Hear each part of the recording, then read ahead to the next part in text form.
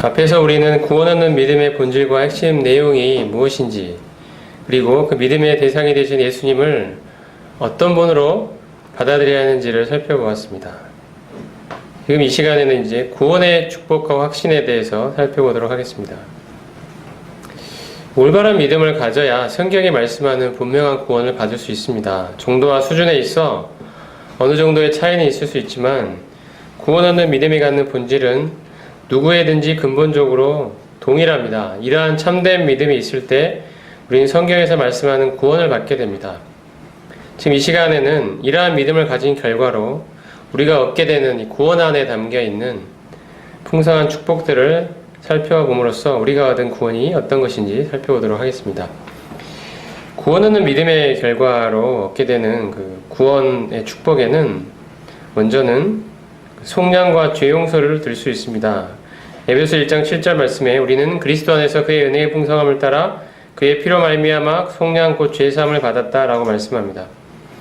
여기서 속량이라는 말은 원래 노예 시장에서 사용되는 단어인데요.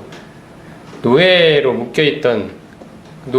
상태로 묶여있던 노예를 이제 노예에 대한 값을 지불해주고 자유자로 풀어주는 것을 속량이라는 단어로 표현했습니다.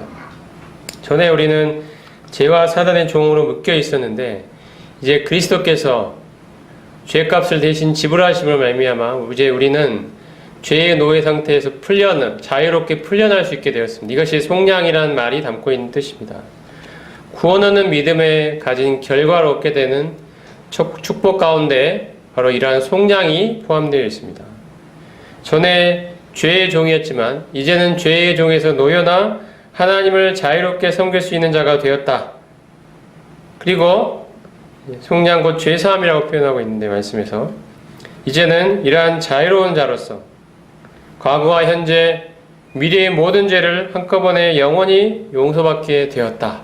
이것이 우리가 구원 얻는 믿음을 소유한 결과로 얻게 되는 구원 안에 담겨있는 한 가지 축복입니다.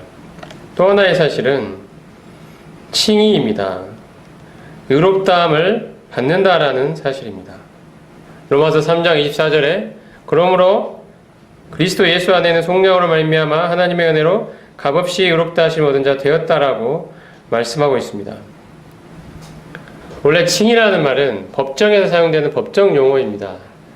재판장 앞에 어떤 죄인이 끌려 나왔는데 그 죄인을 향하여 재판장이 죄 없다라고 선언하는 것이 바로 의롭다함을 얻는다는 그러한 말의 뜻입니다.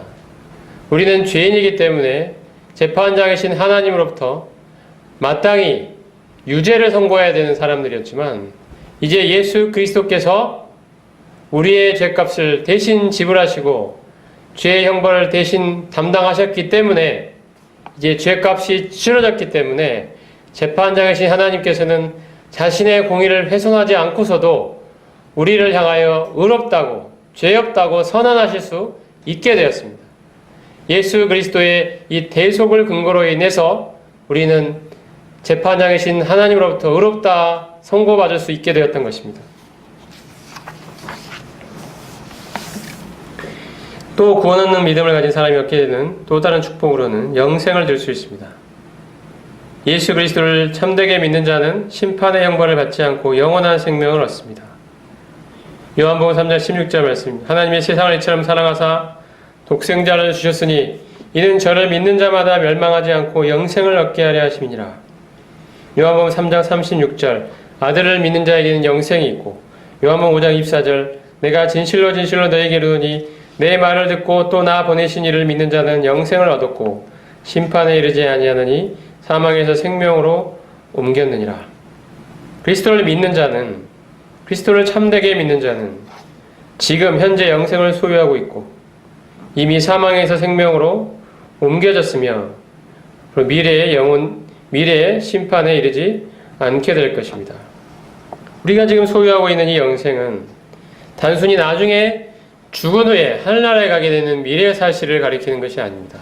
여기서 말하는 영생은 죄로 인해 하나님과 분리됐던 관계가 이제 회복이 되고 이 하나님과 회복된 관계를 기초로 해서 이제 하나님을 알아가는 그러한 관계로 들어가게 되었다는 사실을 표현하고 있습니다. 하나님을 알아가게 되었다는 것이 바로 영생의 핵심입니다. 그러므로 이러한 영생은 그리스도를 믿은 사람이 나중에 죽은 후에 얻게 되는 것이 아니고 그리스도를 믿을 때 바로 이 땅에서 얻게 되는 축복입니다. 또한 우리는 구원 얻는 믿음을 통해 하나님의 자녀가 되고 양자됨, 곧 하나님의 아들됨을 얻습니다. 요한복음 1장 12절 말씀에 영접하는 자, 곧 그 이름을 믿는 자들에게는 하나님의 자녀가 되는 권세를 주셨으니라고 말씀하고 있습니다. 로마서 8장 15절 말씀에 너희는 다시 무서워하는 종의 영을 받지 아니하고 양자의 영을 받았으므로 아바 아버지라고 부르짖느니라 말씀합니다. 갈라디아서 3장 26절에 너희가 다 믿음으로 말미암아 그리스도 예수 안에서 하나님의 아들이 되었다라고 말씀합니다. 이런 말씀들에서 보듯이 예수 그리스도를 믿는 구원 얻는 믿음을 가진 자는 하나님의 자녀가 되고 아들이 됩니다.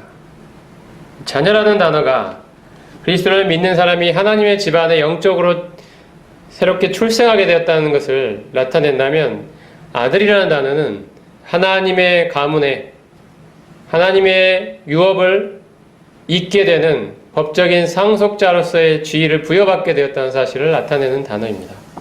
우리는 예수 그리스도를 믿음으로써 하나님의 가문에 영적으로 출생한 하나님의 자녀가 될 뿐 아니라 이제 하늘에 속한 모든 영적인 유산을 하나님의 상속자로서 이어받을 수 있는 하나님의 아들이라는 자격을 얻게 됩니다.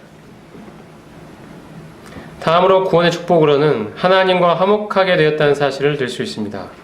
로마서 5장 10절 말씀입니다. 우리가 원수 되었을 때 그의 아들의 죽으심으로 말미암아 하나님과 화목하게 되었은즉, 고린도서 5장 18절에는 그가 하나님께서 그리스도로 말미암아 우리를 자기와 화목하게 하셨다라고 말씀하고 있습니다. 하나님께서는 우리로 하여금 그리스도를 믿게 하시고 그리스도를 믿은 우리를 자신과 화목하게 하십니다. 이러한 화목의 근거는 바로 예수 그리스도의 희생입니다.